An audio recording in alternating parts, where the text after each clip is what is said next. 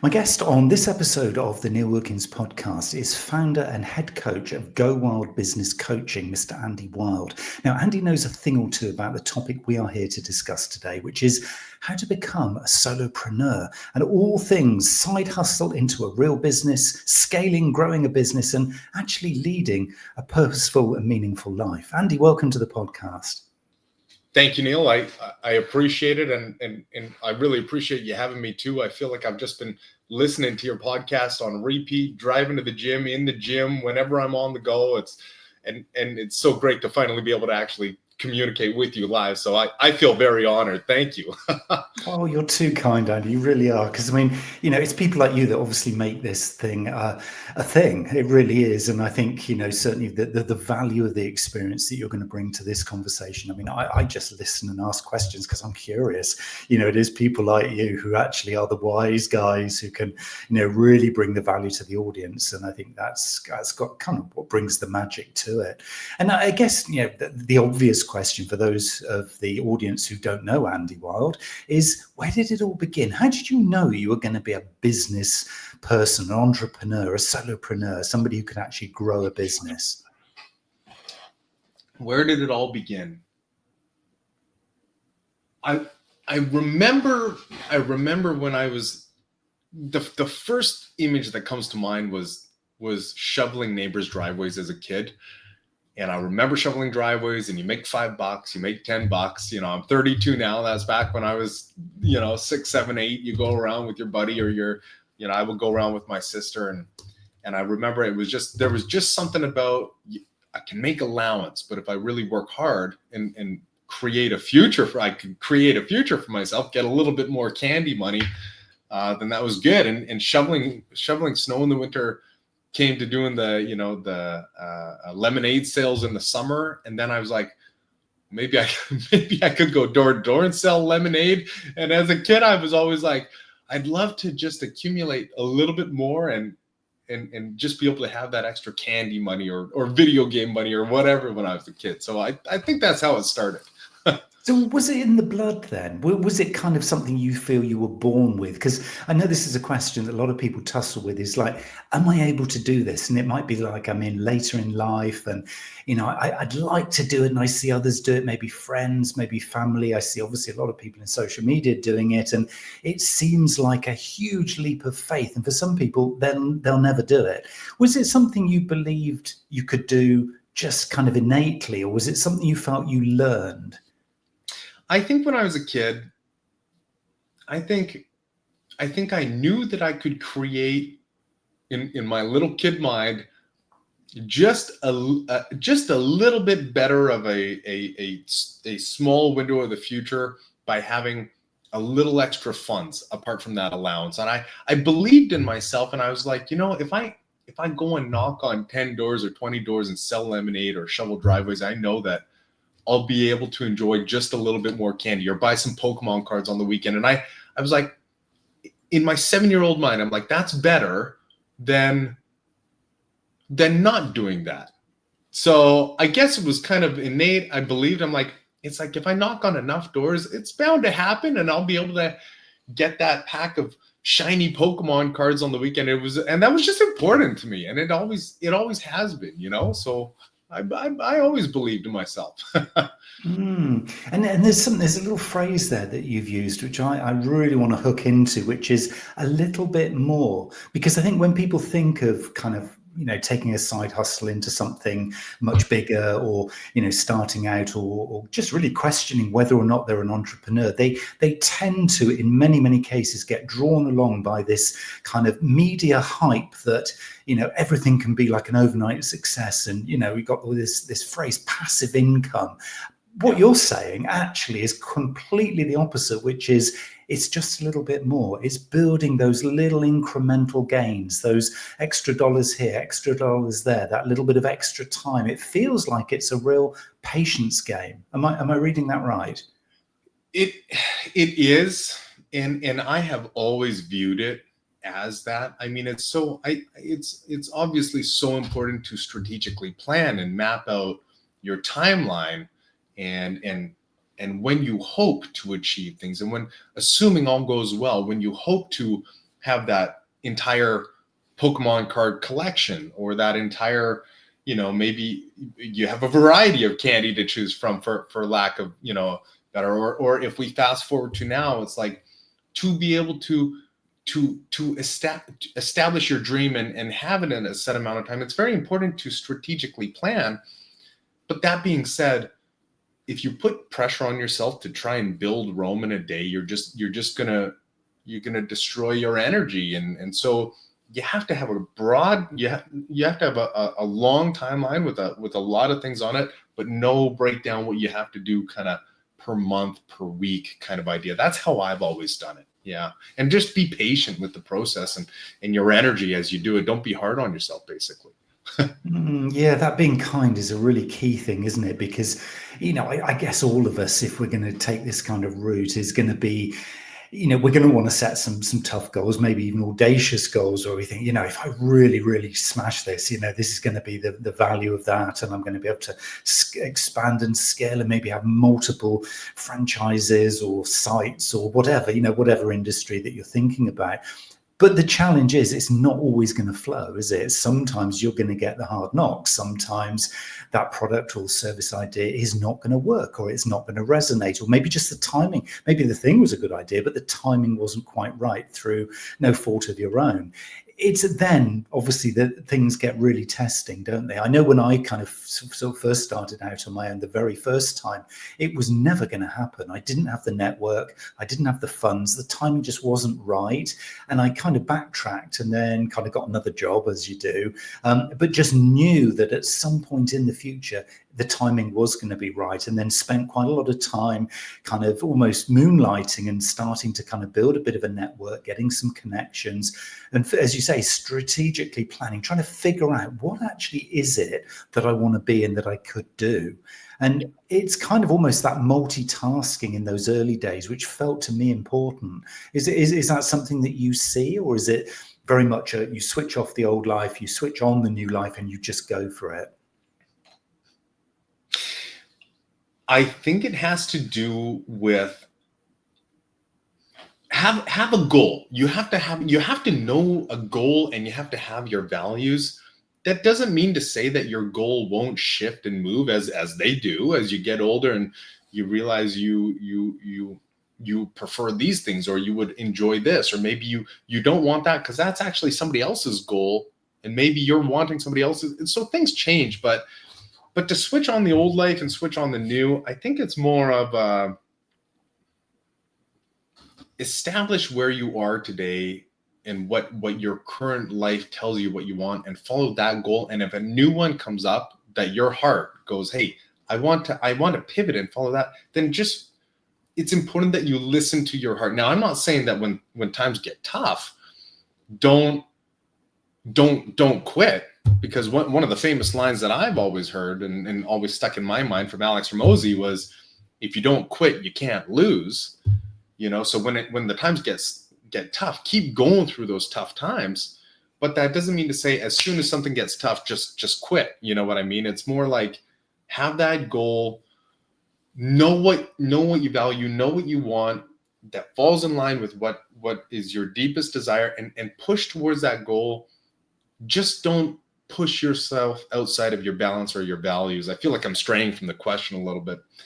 Just as long as you are in line with yourself in that moment and in what you believe to be your future, and you continue to push without burning yourself out, that really is the key, one of the keys in my mind to the combo lock of life. And it's a really kind of sensitive balance, isn't it? Because I mean, you've used the word there, the feeling, the listening to your heart, and that almost that intuitive knowing that, if I continue to knock down this path, I am not going to get to where I want to go. So I'm going to have to almost adjust the keel slightly to kind of change direction. Might not be a complete pivot, but I need to kind of course adjust as I'm going through this. It's a tricky one, though, isn't it? Because a lot of us are thinkers. We're not feelers. So we're kind of thinking it. We've got a plan, maybe a spreadsheet. Maybe we've talked to a business coach or an advisor, and we've got this kind of this manifesto that we want to commit to. And as you say, with the Hormozi kind of thing, it's like gotta keep kind of rocking on down this path.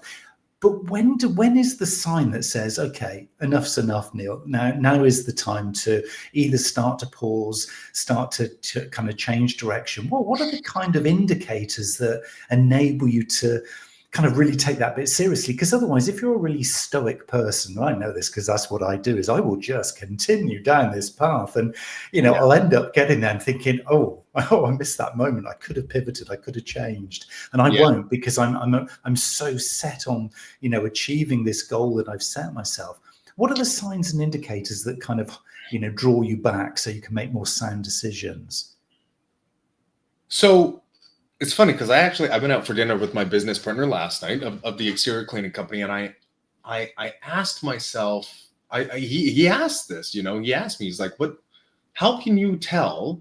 Because we have Brilliant Brothers together. I have GoWILD solo. He has a separate company solo, and it was like, how can you tell if the path you're on is not the right path? Basically, is what you're asking, and I'm like, I believe that if you are consistently miserable, like consistently, like a lot, even after taking breaks, it means you're probably on the wrong path.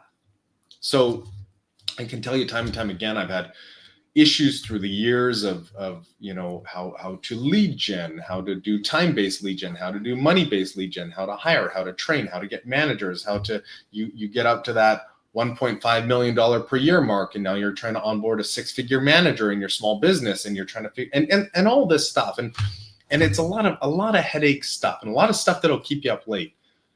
But it's when you have that stuff that keeps you up late all the time, consistently, over and over and over again, and you've been doing it for a year and a half, 2 years, 2.5 years, that's a sign that it's okay to give yourself permission to take a step back and look at things and go, is this actually the right path? Because I kind of view business as a stock line. It's going to go, ideally, there is no business that is just straight upward trajectory. It goes up, goes down, goes up, goes down, 2 steps forward, 1 step back. So my long-winded answer to this is, if you're miserable the grand majority of the time, and you've really tried different things, you've tried different approaches, you've onboarded different team members, whether you have hired them, whether you're paying an external person like a coach or a marketing agency to run at or whatever, and it's still is not a good fit, you're still not enjoying it, you're still miserable and perhaps borderline depressed, that's probably a sign that you're on the wrong path. Now, my father-in-law, he's very smart. My father and my father-in-law, he told me, because there was times in my business where I'm like, Dean, I don't know if I can do it. Dad, my dad's name is Paul. Dad, I don't know if I can do it. And Dean would tell me, he's like, just try to go for a year. And I think a year is a good enough point for you to get data, numerical data and psychological data, for you to know if you are just going through hard times and you're coming out on the other side, or if you are actually really depressed, because this is like a hard go. And the first year is always the hardest, I believe. But this is really long-winded, Neil, but I believe everybody has a different purpose on earth. My purpose, it's kind of threefold. 1, it's to grow and learn. 2, it's to help others in some way, shape, or form, whether that's direct or 2 or 3 points down the line, but it's to help others. And 3, it's to be happy. And you can't be happy all the time, but ultimately, if you are over a year in business and you're banging your head against the wall and you're like, man, I am ultra depressed, I am super miserable, you're going against the purpose of life, at least what I would believe. And if you go a year, even 2 years, I recommend just try for 2 years, and you're like, this is not the path, it's okay to give yourself permission to explore something new, because we get one shot through this crazy thing we call life, And I'm like, if you're always miserable for a year, 2 years onward, it's okay to actually take a step back and go, okay, I need to actually reevaluate, because there's always time for new beginnings. Is my long answer. No, but it's a great answer, isn't it? Because it kind of conjures up this almost this knowing that the goals are great, the strategy is important to give you a sense of what are the boundaries I'm working within here, so that when you actually talk to others or when you're talking to customers, they can kind of get a sense of, is this the kind of business I want to do business with? Is this the kind of person I want to do business with? But then it's not about necessarily an attachment to that as an outcome, but it's, from what you're saying there with those three elements, it's kind of enjoying the journey. And it's the journey that's at least as important by the sounds of things than the end goal, because that end goal sounds like it is very likely to change as you take this journey forward. But it's the journey that you need to be loving and enjoying, because without that, you're going to burn out. You're not going to feel happy. You're not going to be adding the value that you say there from your purpose that is your calling. So is it the journey that actually then supersedes the end goal? So the goal is just like a directional thing to point you roughly in the right direction. Then it's the journey you need to plan.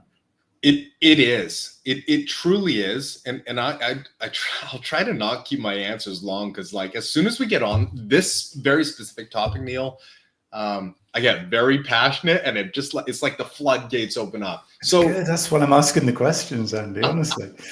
Well, it totally 100% is about the journey. It absolutely is. Because you hear of individuals when they get the car, the house, insert materialistic item here, then I'll be happy. And we all know it's like you get that, and then it's not the one, and then you're going for the next goal. You're going for the next goal. As another example, Lord of the Rings, right? When Frodo and Sam had to go on this massive epic adventure to go to Mordor, I think it was Mordor, and throw the ring into the volcano. You'll notice that it's like almost 2.5 hours of this movie, but it's like the entire movie is about the journey. And then they throw the ring into the volcano, which is the destination. And then they don't tell you this, but then they teleport back to the Shire. They don't mention that part. But the thing is, if life was about the destination, then the Lord of the Rings movie would have been 3 minutes long, because there would not have been the character building and the friendship building and all the relationships that Sam and Frodo, and they meet Gandalf and Legolas, and it just builds and builds and builds. And so the whole purpose is the journey. And to reiterate on that, actually add on that a little bit more, is I have this view of the world that some people agree with and some people don't. But my view, and this falls in line with the journey, Neil, is, and it's a tough one for a lot of people to stomach, but my view is this: all bad things in the world happen for good reasons, which is hard for many to wrap their minds around. I truly believe it. I call it true optimism in my mind, because in my mind, it only ever makes room for new things. It may clear things out and make room for new things. It will make room for learning or growth. And that's pretty much it. New things and learning or growth, right? Or to just, it helps you to understand what the next path is. So when something bad happens to you, whether it's small or big, it reveals a new path. It reveals growth. It helps you to become more resilient. So in the journey, taking it all the way back, in the journey, when you go through the trials and tribulations, because let's be honest, it happens because you're learning something new. Probably about yourself, usually business, but probably about yourself. When you go through the trials and tribulations and things get hard, really hard, and you're miserable because it's hard, know that you're going through a learning curve. And as you go through that learning curve, your journey on your way to Mordor, right? As you go through that learning curve, when you come up on the other side, that's when you start to realize, okay, I can actually do this. This is doable. It was hard for a reason. Now that I've gone through this, whether it's something to do with work, maybe it's something to do with the loss of a relationship or someone, or sometimes whatever bad thing is, when you come out on the other side, you've either learned more, you've grown more, it's made room for new things. And so that's when you can fall in love with the journey. That's when you can say, okay, these these negative things that are happening for good reasons, for me to grow, to learn, right? And so 100% it's about the journey. 100% it is. And when you're going through hard times, stay consistent in what you need to do. If you are consistently going up and down and up and down, and you are getting through the hard times, but you are consistently miserable, that's a sign you're on the wrong path, I believe, a year or 2 years in. But if you're going up and down through that, and you can accept the good and the bad that leads to learning, and then you come out on the other side and your business is ahead, and you're creating more revenue, you're becoming a better person, and you're, for the most part, for the 50% perhaps that you're enjoying that I believe is a progressive, positive journey in which you should stay on, so long as it aligns with your values. Long answer. Great answer then. I keep hearing the word, as you're describing that, Andy, I keep hearing the word opportunity. It feels like that there's if I could describe it as an opportunity mindset, it feels that could be quite a good indicator for somebody to, I guess, sort of self-reflect and look and think, are you ready? Well, if you've got an opportunity mindset, that you're going to be ticking all the boxes Andy's talking about here, because one, you're ready for the journey because you're looking for the opportunity. Two, that learning thing, which I want to come on to in a moment, because that kind of almost curiosity, an innate curiosity, seems to be part of this opportunity mindset, which is so important if you're going to stay ahead of the game here. It feels like if somebody was thinking, is the time right? Am I the right person? Could I do this? Is it something you could do, almost rank yourself on a scale of 1 to 10 in terms of opportunity mindset? So 1, I don't like change. 2, I'm not really kind of sort of feeling ambition. I'm very, very fearful of, not taking the leap. So that's probably 1 or 2 out of 10, all the way through to, I guess, your mindset, Andy, which is very much up in the 9s and 10s, which is whatever happens, there's something to be learned. Whatever happens is a development opportunity for me and my business. So therefore, I have an opportunity mindset. Am I reading that right? Is that kind of what you're saying? 100%.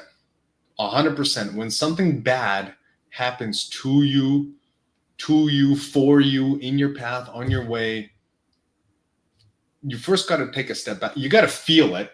You got to actually feel it, breathe through it, like actually experience the emotion, because the last thing you want to do is just put it down deep. But when you actually experience that, go through that, understand that, hey, what I'm going through is bad, maybe really bad, and just take a moment to real. Maybe you need a small getaway. Maybe you need a 1-week holiday or something like that to really feel it, so that you can lower your walls back down, get out of survival mode, because few things are birthed well from survival mode, but actually take a moment to readjust and then go, okay, bad thing A just happened to me.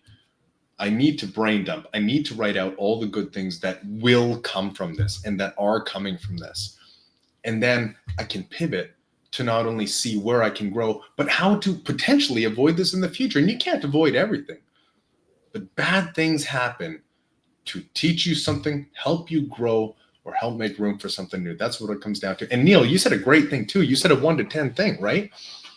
And bad things that could potentially be avoided come from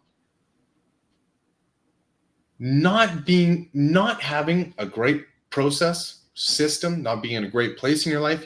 Most things that you are in control over that are preventable happen because, on a scale of 1 to 10, like you said, happen because whatever system, procedure, wherever point you are a little bit lower to a 1 or a 2. And so you got to ask yourself, let's say, let's do a theoretical, and we can say,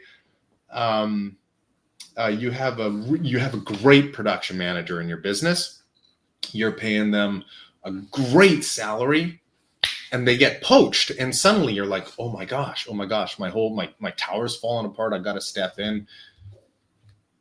You start working 60 hours a week. You're filling in, but then you got to wonder. You're like, this is a good thing. Why did this happen? How come this person left? Which is why exit interviews are so important. And you can start to realize, especially with feedback, all the systems that were going wrong, and very specifically on a data level, on a numerical level, understand, okay, well, was the ease of training, was that on a scale of 1 to 10? Oh, well, it was a 3 out of 10. right? Or, the person's ability to connect with each of the team members. Oh, well, that was a 5 out of 10. And you can start to see, okay, well, what are the gaps? What would make that a 10? What is the difference between that 5 and a 10? And you can start to extract that information in anything. And you can say, okay, so it looks like we need to really round out our training process. Maybe put it more into video. That's that 7-point gap, right? Or maybe we need to look for somebody who is quite extroverted and great at galvanizing and leading a team. We have to look for that individual. Even if a system is like, hey, we got our paid ads, our marketing ads are an 8 out of 10, but we want to just do better. What is that 2-point gap? What would take that from an 8 to a 10? In life, where is your relationship at? Is it how is your relationship with your husband or your wife? Is it a 7 out of 10? What would take that to a 10 out of 10? If you ask yourself that question, it's the gaps. It's that gap. If you explore it, that's in anything. It's where your answers will come from. So long as you are not in survival mode, you're in creation mode. You're relaxed, basically. Feels like there's a kind of a theme that's evolving here, which is kind of getting and extroverting the ideas, extroverting the feelings, extroverting the kind of the opportunities, and this kind of self-reflection. The way you're describing it, Andy, is that no matter what we're looking at here, it's about getting the ideas out. And is it about discussing with others? Is there always a good kind of practice? I mean, obviously you do a lot of coaching, so I'm sure you're going to say, well, yeah, absolutely, people like me. You need to be talking to people like me, and you would say that. But is that a kind of for everybody, even the introverts of the world? And I'm a devout introvert when it comes to kind of ideas and thinking. And the people who work with me, it's often it's a bit of a bugbear, because I've already processed a lot of my thinking internally. It's just a way that I am, and I'm sure lots of others are like that. But there feels like there's a big advantage to extroverting it, because surely that's where the magic comes from. When you bounce an idea from somebody else, or you see it even just written down on a piece of paper or on your screen, it's like, oh, there it is. And then now it's reflecting itself back to me. It's like, oh, now I'm really hearing you. Okay, now we can do something, rather than just keeping it all locked up inside. 100%. I can't remember where I heard this one, but communication is the lubrication of life. And I believe it's equally important to communicate with others who are close to you, who you trust and can be vulnerable with.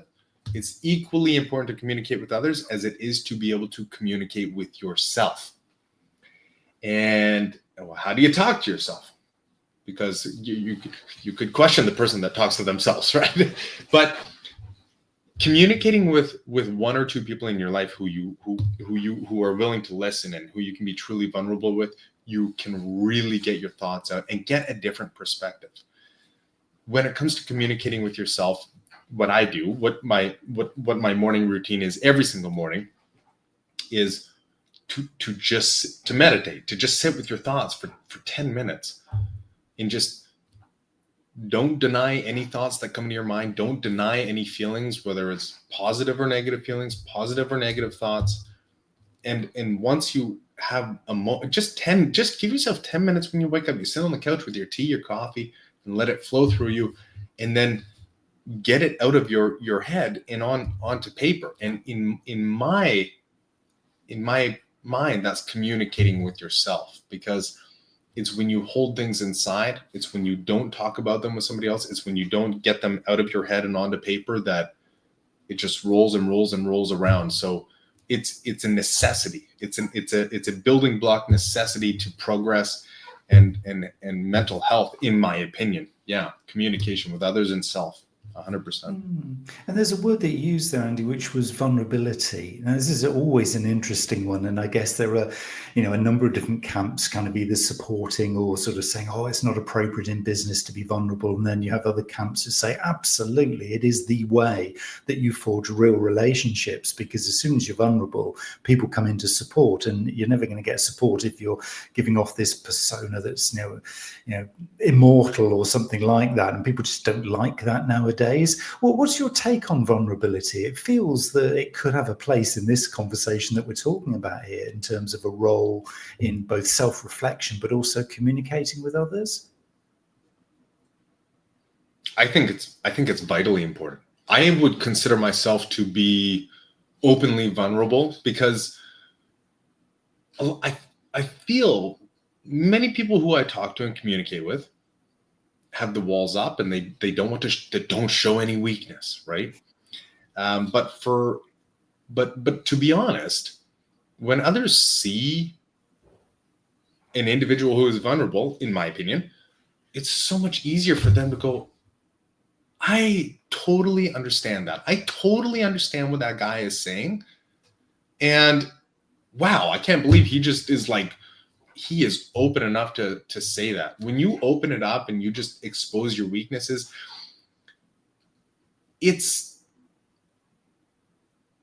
I think it's smart. I think people really hold it shut because they're embarrassed or they don't want to open themselves up, or maybe, have somebody else have an ability to attack them in the weak point. But for me, I've only become increasingly more open about my various vulnerabilities, and I think others get to know you a little bit more and feel better around you. And it's honestly more freeing to you instead of keeping this dark skeleton in your closet. Yeah. Do you think that applies as well in terms of customer communication? I hear a lot in certain industries, probably more traditional industries, to be fair, where it's kind of like tough wins and you got to be strong, and that real kind of sort of masculine energy sort of tends to come through, which feels really inappropriate in most sectors and most scenarios these days, where there is this kind of much more holistic view of how to be a human, but also how to do business. What would you say to somebody who would say, coming from that very old school traditional view, if they say, well, that wouldn't work in my sector because we've got to be strong because that's just how we do business? Well, that's an interesting point, Neil. On a personal side of things and on a coaching and open side of things, I'm very vulnerable.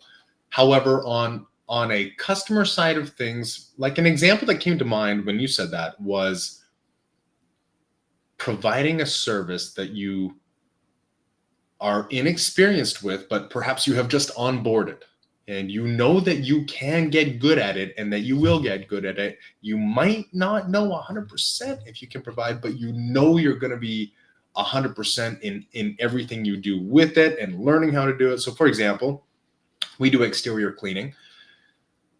But if we just took on painting, and I've painted maybe like 3 things in my life, not big things.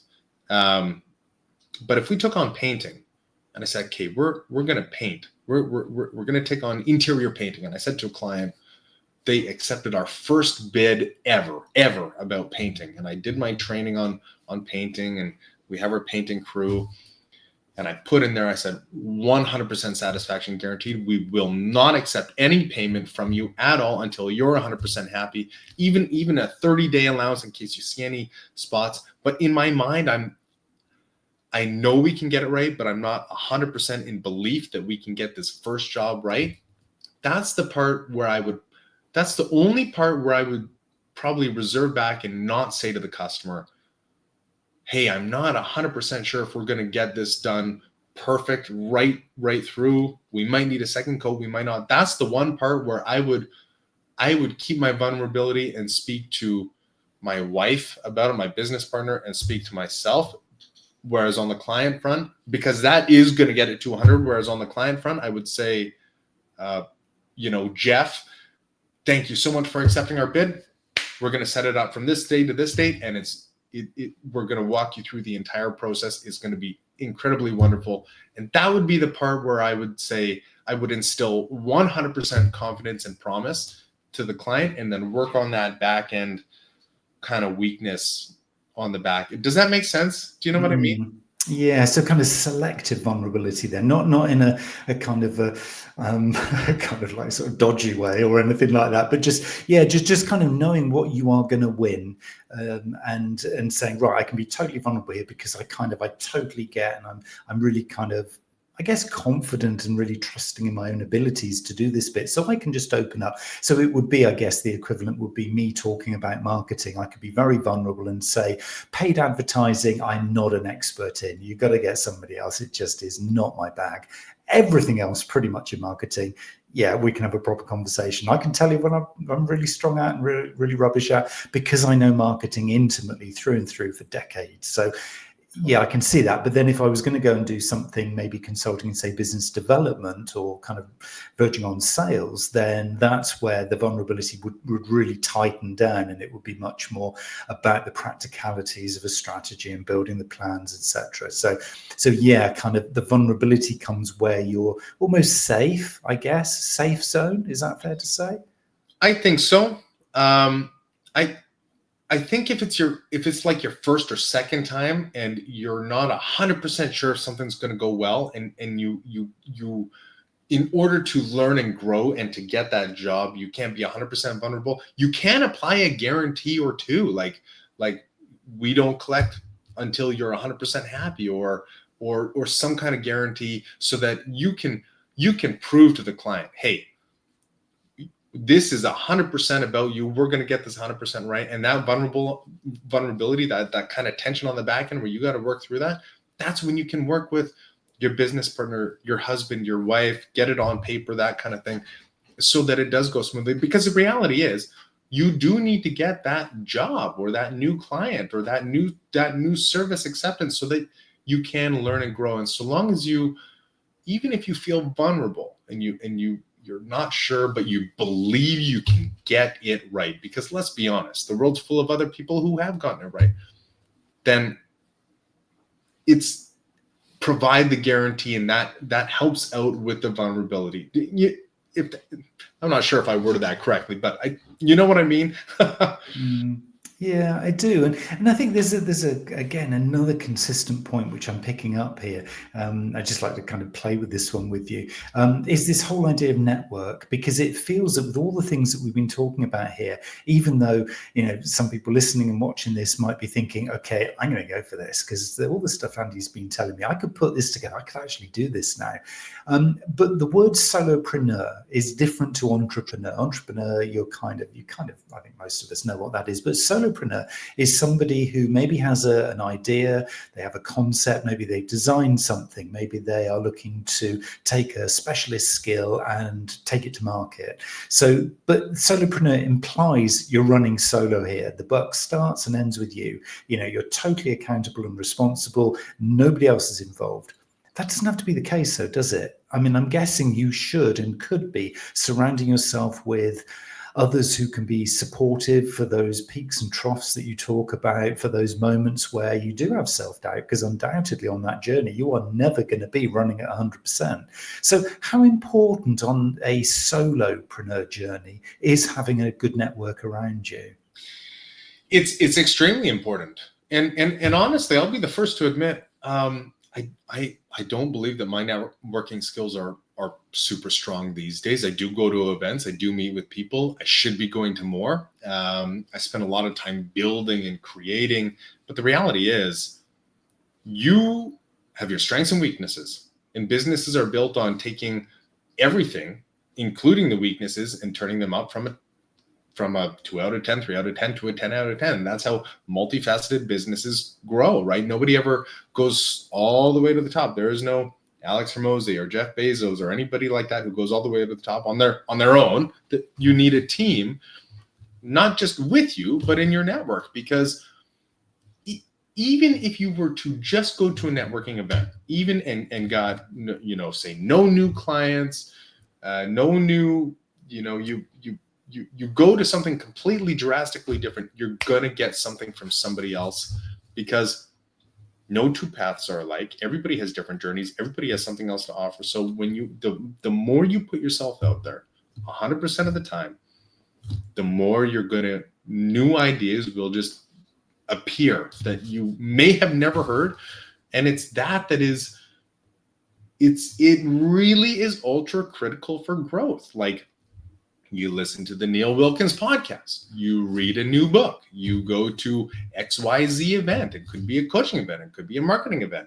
You're going to meet new people, hear from people, read or listen to their ideas that inside your brain, your synapses are going to be like, well, I have never known that. I've never thought about that. So it's so important it's exposure. It's exposure therapy. The more you expose yourself to new people, especially people who are above you or past where you want to be, you are going to get massive amounts of knowledge that you will sooner or later apply to your journey if you choose to do so.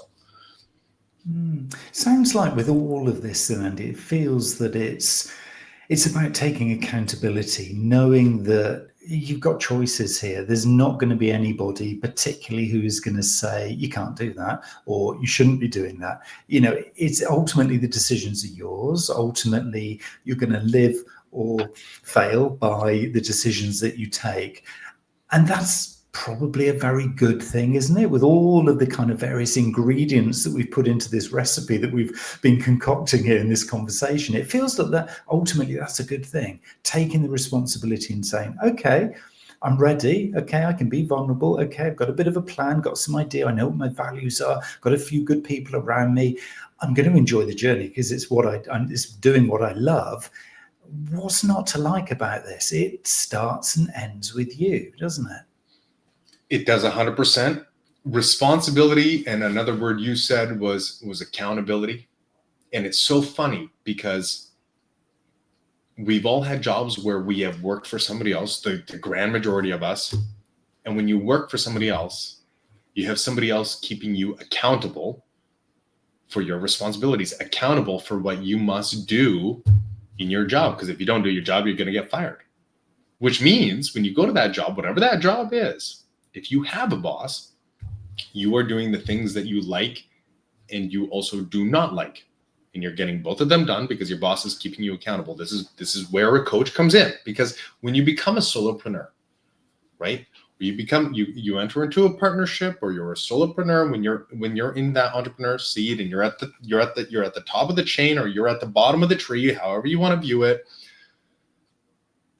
There is nobody keeping you accountable. You know the responsibilities that you need to do. If you don't know the responsibilities, you got to get clear. But when you understand your path and what you have to do, you have to have very rigid accountability or self-accountability for you to focus on doing the things in the right order, not in the order that you enjoy, but in the order to which they need to be done, regardless of how uncomfortable. Because when you become a solopreneur, when you become an entrepreneur, and you're at the top and there is nobody keeping you accountable but yourself, it becomes very, very difficult to continue to grow if you fall out of that cycle of accountability, which is one of the major reasons why I created GoWILD in the beginning. Was not just to say, hey, here's the path forward in your exterior cleaning business, in your home service business.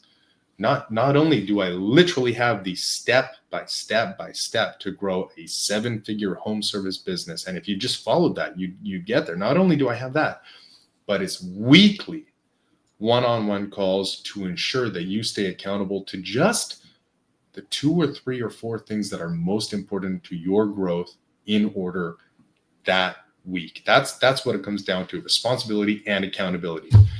Yeah. And there is, of course, the biggest, I guess, value of a coach, because it is having that sounding board. Yes, it is about getting the advice, as you say, and the systems and the practices that, been there, seen it, done it, and been there before. So you kind of know it's going to work. But it is that kind of, as you say, week to week check-in that just is that little adjustment, that fine-tuning, that turning the dial in a slightly different direction for that week or that particular market sensitivity that's happening. That's the key, isn't it, really? Because otherwise, if you continue just by yourself and going purely solo, it's very hard to see the wood from the trees, isn't it? And that's, I guess, where that phrase comes from. It is 100%. Right? Because coach and consultant, 2 different things. And I feel like a lot of people mix it up. Consultant is like, here's what you're doing right and wrong in your business. Here's exactly what you got to do next, which is, it's very much like this is what you have to do. Coaching is different. Coaching really helps you to understand your why, your purpose. What is the journey? Coaching helps you to understand the roadblocks. Why are they blocked internally from you? Only you have the answers within. A good coach can actually extract them, not in group coaching sessions, in one-on-one. And then a good coach will not only help you to understand that and your weaknesses and your vulnerabilities, but a good coach will also help you to understand very specifically, okay, what are the next steps in your journey? That's consulting. And then the accountability to actually help you to get there. And it's not having a boss telling you what to do, but it's saying, look, you're stalled because you're in your comfort zone. When you're in your comfort zone, there is no growth. It's when you get uncomfortable, there's growth. Growth is change. When we change, we grow, period. Whether we run, we go to the gym, we go to hire our first employee, hire our first manager, onboard a new service. It's brand new. It's uncomfortable. We don't know it. So we have to change to become comfortable with it. Change, human beings as creatures of comfort, we're not inclined to change. So as a coach, we're saying, all right, we understand your why. We understand your path. Each week now, you and I, or one of the coaches here at GoWILD, go, okay, it's not about doing what you're comfortable with. If you like graphic design and being on the phone with clients, well, that's great. But change is not going to come from that. We are where we are today because we played to our strengths. Now we have to understand where our weaknesses are to really get ahead. And so it is up to us to understand what your next steps are and hold you accountable to doing them in order, not in order of comfort or in order of how fun or comfortable they are, but in the correct order. And then as a coach, understanding your internal roadblocks and how you can just gradually push forward to overcome that. And there it is, people. If you are thinking of taking the leap, moving that side hustle to become a real business, or is this something that is just a natural evolution and you want a different journey? Maybe you're employed right now. I know a lot of you are. Or if you're in a startup scenario and you're thinking, actually, it's not quite working, I need to talk to somebody like Andy. People can reach out to you, Andy? Absolutely, 100%. Yep. If you own a home service business, you could be in exterior cleaning, painting, landscaping. If you go if you go to somebody's house or property to service it, that's the market. The journey is the same all the way through. That's my specialty. Wonderful. Andy, this has been a great conversation. I mean, you and I could talk all day about this topic. I just know it, but I know you're a busy guy. I need to let you go. But really, really appreciate your ideas and wisdom. And some very, very smart answers, I have to say, to some slightly tricky questions. You didn't know what I was going to ask, but there was a clear, clever answer to every single one. So I thank you from the bottom of my heart. Vulnerable there. It's really, really good. Thank you, Andy. Thank you, Neil. Thank you. I really appreciate you having me on. I know they were a little bit long, the answers, but absolutely, it's been such an honor. So I really, really appreciate you having me on. Thank you, and thank you for all the content you put out. It's fantastic. Wonderful. Thanks, Andy.